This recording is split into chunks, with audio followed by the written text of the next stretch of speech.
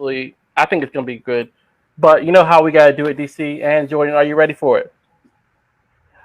All right, we're about to go into our soul session. Did I do it right? Did I do it good? You're learning. We'll get you there soon. Okay. All right. This one is actually sponsored by Dan Coronado Photos. What's up? So, Dan, tell us about your business and what you do. My business. Been doing photo and video since I was in high school. Went to college and was getting calls by people that I wanted to work for. And I was like, what am I doing in college when I'm getting the people that I want to work for calls already? So it was something that just like was always calling my name. I was lucky enough to have a lot of connections actually from church that got me into companies like Red Bull pretty early, and connections to a bunch of music industry and athlete sort of people around Southern California. Very blessed to live where I do. And just absolutely love getting smiles out of people when I can. And it's fun, man. It's fun. I love my job. I'm very grateful. Shout out to Dan Coronado Photos for sponsoring this portion of the show. And the question is, would you rather be the success or develop the successful person and watch from the sidelines? That is the question. And I have an example, so maybe people don't understand. Would you rather be the Phil Knight, who was one of the founders of Nike, or be his track coach, Bill Bowerman, who helped him develop it? Another example, would you rather be Michael Jordan, the success, or be a Phil Jackson, a developer of successful people? What are your thoughts?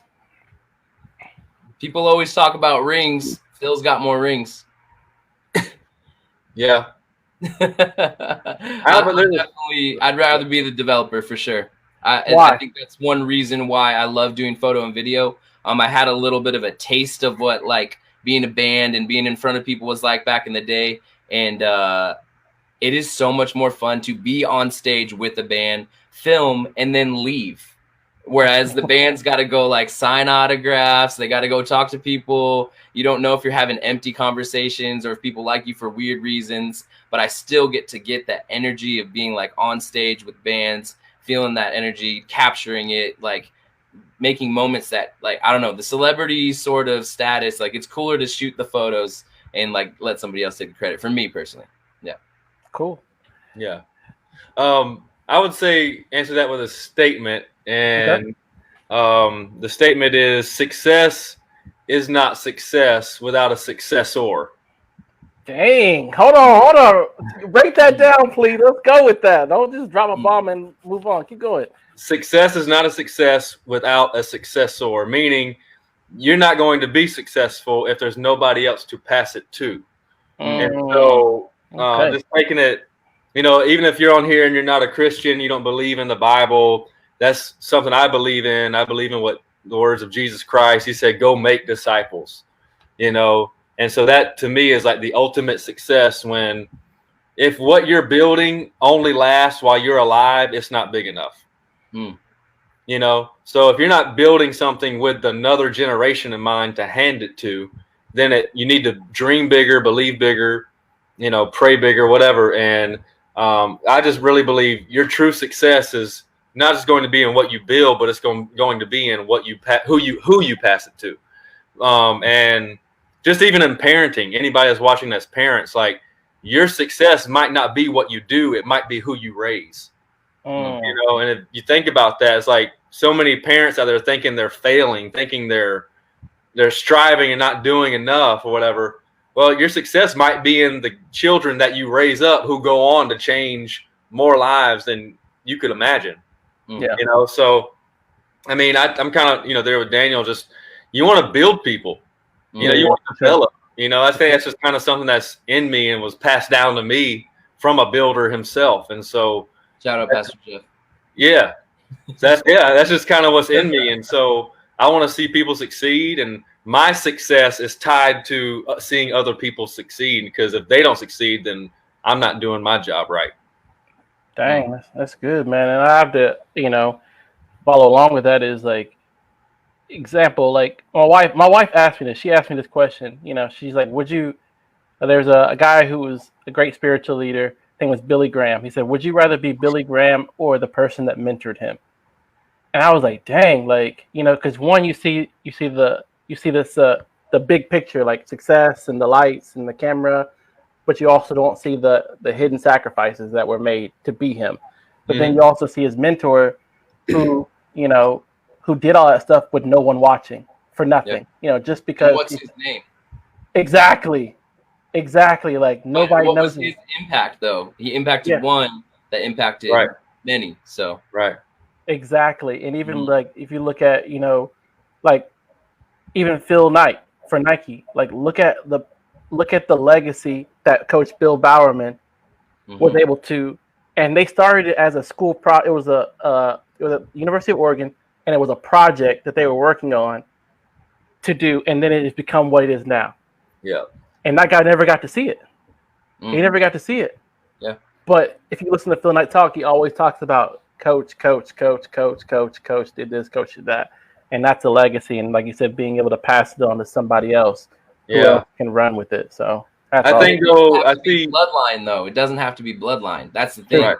Is that like, we are sometimes I think some people, because Anthony, you're not a dad yet, but you have impacted many students and like athletes, like as a coach. Yeah. So that fruit doesn't necessarily have to be like bloodline. Like that can be in so many different ways. Like it is important to pass down the knowledge that you gain to the next generations. And fully agree with all that. Yeah.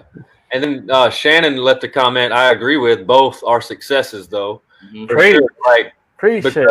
Because you talk about Michael Jordan, you see that in the Last Dance documentary, that we're just now seeing footage of things that took place all those years ago in the locker room and all those things where, he was a tyrant when it came to his dominance, when it came to his, focus, his drive. But in all that, it made everybody else around him level up. And if they didn't level up, they would not have been successful. So that inner drive to be successful in him is what made other people say, I need to level up or I'm not going to be successful. This is the level I need to come to. And so I think so many times we lower the goal and we call that the standard when the standard needs to be 10 feet instead of a 6 feet goal. You know what I mean? It's like, remember you're a kid, you lower the goal to 6 feet. Yeah. And everybody's like, all right, let's raise that joker to 10 feet. Let's raise it to the actual standard and let's see how you do. Yeah. So I think don't lower the goal to 6 feet and call that a dunk. Yeah. Raise it up and, stretch, go higher and make everybody else around you better. If you're in the office, man, work in a way where you make everybody in the office work better. Yeah. Don't be the one that causes dissension and arguments and all that stuff with everybody in your office. Like, be the one that makes the whole office get better.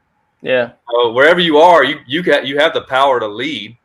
You don't have to be the head guy to lead. You can be right there in the middle of the organization, whatever, and just lead up, lead down, and lead horizontally and make everybody better around you. For sure, man. Dang, bro. That was good, man. We appreciate having you on the show, man. We know you're under a little bit of time constraint, but I'm mad that you hating on all my Yeezys, though. I'm not a Yeezy person. Just hating on all my Yeezys. Every Yeezy I put up. Yeah. Just did the Yeezy. All right. Because think about it like this. Yeezy, what Kanye has done is amazing. Super influential. I just wish he would have stayed with Nike. But Nike short. Nike showed him short. Yeah. And what he's doing with, shout out to Kanye, if you want to come on the show, just let me know. But you never know. Hey. But so one thing that I love that he does is he's willing to take a risk. And if you look at anybody that is successful or has done anything, developed successful people, it's a risk. Took a risk. He did something that and remember when his wave runners came out? Oh my God. He just got trashed for it. And now people are wearing them all the time. Yeah. So that's what I'm saying is like, not that I don't like what he does. I think it's cool. I just don't think it'll look good on me. Like that's what I'm saying. Like, so I'm saying it's all right. Yeah. He said you can skip on the Yeezys. Thank you, Shannon. All the way from Japan. I needed some support. Yeezys or Yeezys? I don't know which one. Oh, they're coming at you, Miss Shannon. Yeezys or Yeezys? I don't know. No, man. We love you. I appreciate it. Thanks for having me on the show, man. I really enjoyed it. And thank you for having me as an honor, man. I loved it. It's great. Appreciate it, man. We'll see you next time. Have a great weekend. And yeah, man, thanks for coming on. No problem. Hey, Daniel, good seeing you, brother. Have a good one, man. Merry Christmas, brother. Merry Christmas. All right. See you. All right. What a good person, man. Good person. Good conversation. I enjoyed that. What'd you think?